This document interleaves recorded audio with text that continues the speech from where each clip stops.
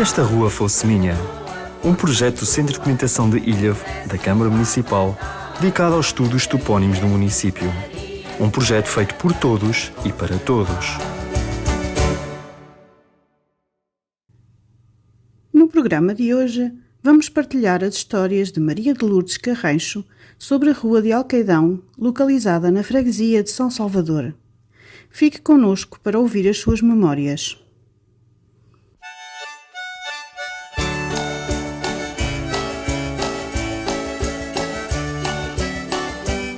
Eu nasci em Alcaidão e fui a segunda filha do casal. A minha irmã já tinha 9 anos nessa altura, quando eu nasci. Então nasci numa casa de labrador, muito grande, com um grande quintal.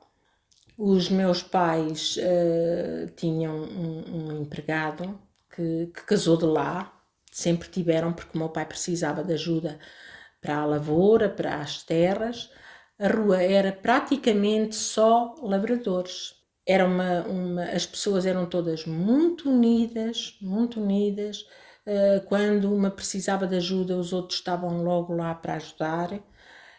Havia muita canalhada, portanto a rua era habitada por casais muito novos e todos eles tinham filhos. E à noite juntava-se aquela canalhada toda.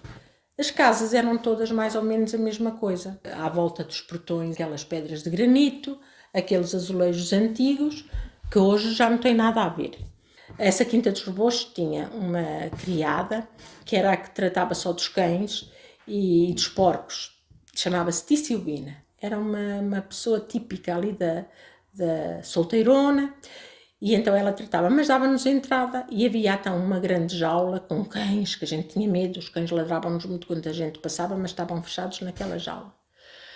Houve uma vez que nós brincámos com os filhos, os netos do Dr. Rebocho, lá numa grandeira, ao pé da azenha. Mas isso foi uma coisa que se calhar nem estava pensado, nem os pais souberam, porque nós éramos do povo e aqueles meninos já eram os senhores flanestais, eram filhos das senhoras, a quem nós tratávamos por senhoras. Havia um riacho que nessa altura ainda não estava poluído como depois, mais tarde ficou, que era o Rio dos Pitos, onde nós íamos molhar os pés e sentíamos uma felicidade extrema. Na descida da ladeira para a Malhada havia a fonte, onde nós íamos buscar aquela água fresca, cristalina, saborosa, que não havia outra igual. A estrada na descida era em Macadame, já não era Alcatroada, a Alcatroada era para ali. Então havia muitos riachozinhos, porque ali havia muitas nascentes que corriam para a Malhada. Os meus pais foram dos primeiros a ter televisão. E então, a porta da minha mãe, onde vendiam leite, que criaram muitos bebés de Ilhavo, onde havia muita limpeza, era o leite do Sr. Mário e da Sra. Galante, e então as pessoas iam lá buscar o leite. E o portão era aberto de manhã cedo, por volta das 7h30 da manhã, era só fechado à noite, por altas horas da noite. Aquele portão estava sempre aberto. E então, quando nós tivemos televisão, ao domingo, a cozinha enchia-se de garotos, todos os garotos da rua iam para lá ver televisão, mas durante a semana, como nós estávamos a jantar à noite na cozinha, eles não tinham entrada. E então estavam todos de fora, espreitando para a janela e para a porta, que tinha umas vidraças. E nós estávamos muitas vezes a comer e olhávamos e já nem nos assustávamos, porque víamos aquelas carinhas de criança ali encostadinhos ao vidro, com as mãozinhas de lado para não haver reflexo, a verem a televisão. Eu também tenho boas recordações do hall de entrada da Casa das Senhoras, que é hoje a biblioteca. Eu ia à missa da Capelinha, o padre Zé Paradela vivia em Alcaidão. Nós éramos tão ricos em Alcaidão que até tínhamos um padre, um capelão, que vivia ao lado dos meus pais e todos vinham. Era o padre Zé Paradela que nos dava santinhas e que os garotos todos íamos beijar a mão e o padre Zé rezava a missa. E as senhoras estavam na parte superior da capela, elas entravam por dentro da casa delas, porque a capela era particular, e elas assistiam ali à missa. E nós assistíamos, o padre Zé de costas para nós. Havia também lá uma família de pessoas mais pobres, que era o Ticagula, e o Ticagula tinha um burro, e no tempo do Berbigão, ele ia com um búzio, e nós todos íamos lá comprar quericos, chamávamos-lhe na altura, e ele até nos dava um querico cru que era uma delícia, sabia a mar, sabia a maresia, sabia aquilo, era uma delícia. Os nossos mortos saíam da casa. Havia sempre, nas casas que eram mais ricas e maiores, havia a sala do senhor. Claro que as outras, que eram mais pequenas, tinham que depois tirar um quarto ou tirar a mobília toda para ter o nosso morto lá. Eu ainda fui daquelas que tive os filhos em casa.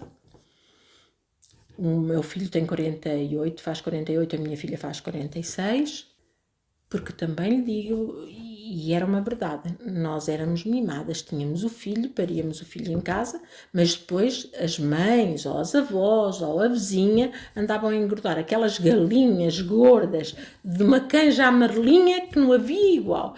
Houve há muitos anos uma que chamávamos-lhe a Senhora Maria Galinheira, que vivia em frente a nós, tinha vindo da Mortosa, era mortoseira e tinha um burro, ela vendia galinhas com esse burro. Também havia, lá embaixo ao pé do rio, a Senhora Maria do Rio, que todos lhe chamavam Maria do Rio, quando não era Maria do Rio, vivia lá ao pé do riacho, que aquilo não era um rio, era um riacho. Essa senhora estava sempre à porta do beco, e então o marido estava para o mar, e ela passava a maior parte do tempo, a casa era minúscula, e ela passava a maior parte do tempo encostada à saída do beco, a ver quem passava. E embora a rua passasse muito pouca gente, que era a rua do Labaium. Também havia, lá na rua, eram os Cagulas. Os Cagulas eram uma família numerosa, por isso mesmo era pobre, porque os filhos eram muitos, mas brincávamos ali todos juntos. Um desses filhos era o César Cagula, já morreu. E ele parecia um rocinó, ele assobiava.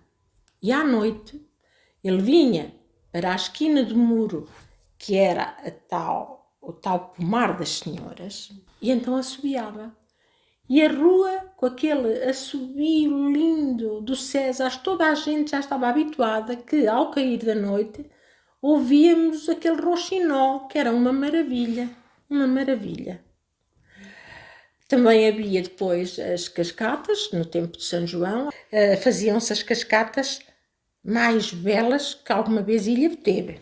As cascatas eram feitas por uma rapaziada, já mais crescida que nós éramos garotos, nós andávamos a pedir para o São João e para o São Pedro. E eles faziam aquelas cascatas com água corrente. Na altura, os Gueiras, que se chamavam assim, eram os filhos do António Balcão, que era o Zé, o Manel e o Tonito. Era um passe na rua, era quando a rua tinha mais movimento à noite, porque era a cascata, que era feita aí pelos Gueiras, e depois havia a cascata da Malhada lá embaixo, que já era com rivalidades, já havia muita rivalidade. A Malhada e a Alcaidão era uma coisa, e quando houve as marchas, a marcha da Malhada e a marcha da Alcaidão, houve muita rivalidade. Havia também a taberna do Sr. João Pato, havia só uma taberna e mercearia, e então era lá que as pessoas iam fazer as compras. O senhor João Pato era pouco dado a bêbados e, portanto, na altura, as pessoas mais que eram alcoólicas gostavam de ir para tabernas onde podiam estar o dia todo a beber. Ele não deixava e, portanto, aquilo tornava-se mais uma mercearia familiar. Ainda sou do tempo quando se construiu o bairro dos Pescadores. Nós, quando podíamos dar uma fugida ao bairro dos Pescadores, que já ficava mais distante, e os pais não deixavam. Os pais, nessa altura, era só ali, naquele núcleo. E o nosso Natal era delicioso. O Natal em casa dos meus pais, a minha irmã fazia um presépio espetacular. O pinheiro era natural. As velinhas eram de cera e tinham umas peguinhas que se punha na árvore. Enfeitávamos com chocolatinhos, que eram muito poucos na altura, para comermos só depois no Natal, mas a minha mãe deixava comprar nessa mesma mercearia para depois pormos o macinho, a garrafinha, o Pai Natalzinho, penduradinhos, e punhamos essas velinhas que eram acesas no dia de Natal. E depois punhamos o sapatinho. E o sapatinho ao outro dia estava cheio de chocolates, tanto o meu como da minha irmã, igual. Os rebochos tinham, na altura, uma modista, tinha várias, tinham 2 modistas de roupa branca. porque os sutiãs, as cuecas, os pijamas eram todos feitos por costureiras, não havia cuecas, tudo, eram as cerolas. E então aquilo era um primor, as rendinhas e os corpetes para as ditas senhoras, Quando era pequenina, sofria dos ouvidos de otites. E eu ia ao Dr. Rebouças, que era o nosso médico, e entrava naquele hall de entrada. Eu era miúda e fascinava-me com aquele hall de entrada, até me passava a dor de ouvidos. Eu estava ao colo da minha mãe, olhava em redor e aqueles painéis de azulejos, aquele hall de entrada era uma coisa linda, com um grande portão todo envidraçado que dava para um jardim interior. Nessa casa também houve uma história que foi verdadeira, que essa senhora, minha amiga, que hoje teria 100 anos, me contava. As senhoras eram 3 irmãs. Era a Dona Maria das Neves, a outra senhora, não me recordo o nome, e era a Dona Zalé. A Dona Zalé, na altura, não conheci, era casada com um salvo erro tio, não sei se estarei a dizer exatamente um tio, não sei. E esse tio era velho. E então ela ficou grávida de um namorado dela. Claro que aquilo era tudo em grandes segredos. Estavam na casa de jantar e ela perguntou ao cunhado, que era médico, era o Dr. Rebouças, qual era a morte mais fácil. E ele disse um tiro no ouvido. E nessa tarde ela matou-se com um tiro no ouvido. Essa senhora dizia que à noite ainda se ouviam os gemidos dela. Quando ela ia, pequena, fazer, que agora teria 100 anos, fazer o xixi num reguinho do pátio da mãe, e ela ouvia os ais da Dona Zalé.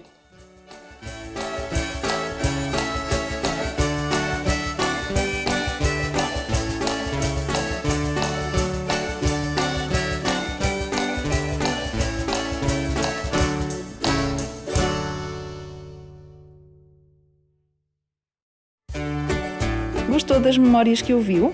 Partilhe também um testemunho sobre a sua rua. Conte-nos algumas curiosidades e tradições. Traga-nos fotos antigas. Para tal, contacte o Centro de Documentação de Ilhavo, ligando para o número 234 092 496 ou envie-nos uma mensagem para cdi@cm-ilhavo.pt. Contacte-nos e iremos ao seu encontro para fazer a recolha do seu testemunho. Com o projeto Se Esta Rua Fosse Minha, oferecemos o passado como um presente para o futuro da nossa terra.